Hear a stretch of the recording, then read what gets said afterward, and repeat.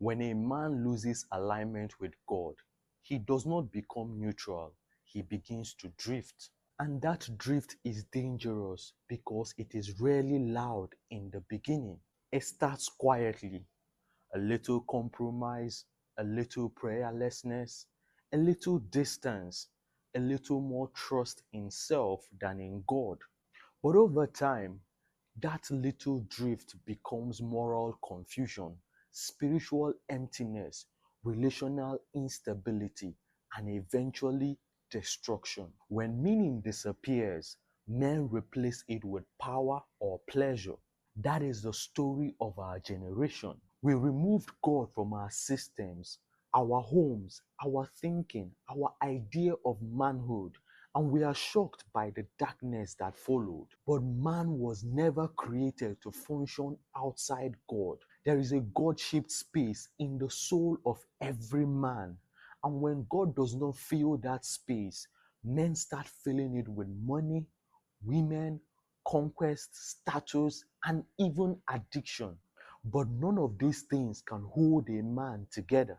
A powerful biblical example of this is King Saul. Saul was chosen by God, anointed by God, and elevated to lead Israel. But even with all that, he was never secured in God. He wanted the validation of the people more than the approval of God. He disobeyed God because he was afraid of losing the crowd. He spared what God asked him to destroy because he leaned towards pleasing the crowd than obeying God. That is how men drift. Not always through one big rebellion, but through repeated compromise driven by fear, insecurity, and ego. For Saul, his story got darker.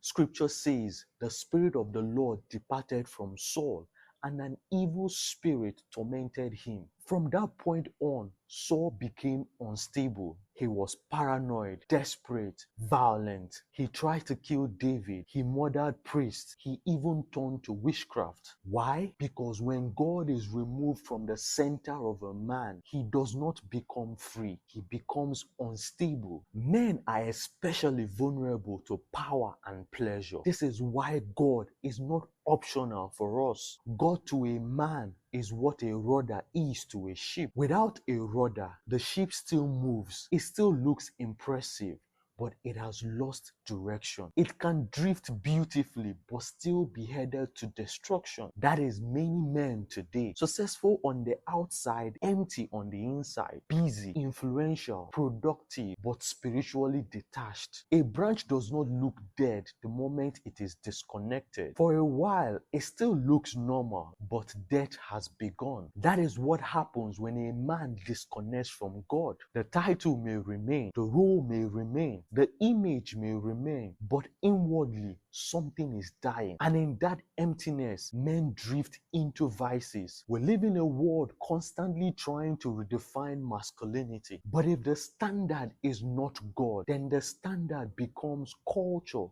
pain, ego, self, or even trend. And none of those can build a whole man. Men, two doors are before us. One door is with God and the other is without God. One leads to purpose, clarity, restraint, and life. The other may feel like freedom at first, but it ends in bondage, instability, and ruin. Do not let your ego push you into a life answerable only to yourself. There is no freedom outside God, only bondage that sometimes comes with gold chains. Hold God close, because what is a priest without his altar? What is man without God? Nothing. My name is Ike Ojibe, and this is my unsolicited advice.